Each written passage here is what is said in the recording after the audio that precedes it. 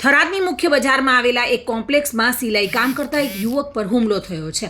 2-3 લોકોના ટોળાએ યુવક પર લાકડી અને ધોકા વડે હુમલો કર્યો હતો। આ ઘટનાનો વિડીયો સોશિયલ મીડિયા પર વાયરલ થયો છે।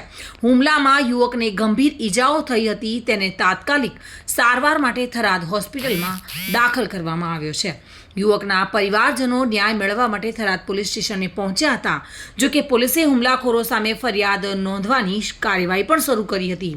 પોલીસે હુમલાનું કારણ અને હુમલાખોરોની ઓળખ જણાવવાનો પ્રયાસ પણ કર્યો હતો અને ત્યારબાદ પોલીસે ટૂંક જ સમયમાં આ અપરાધીઓને પકડી પાડ્યા હતા।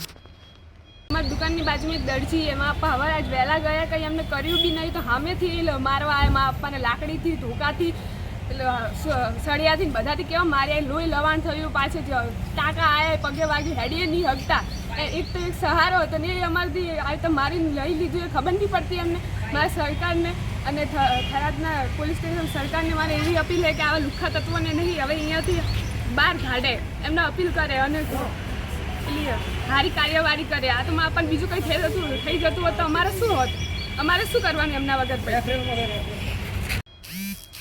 મહેન્દ્ર ઓઝા સાથે bureau report today Gujarati news.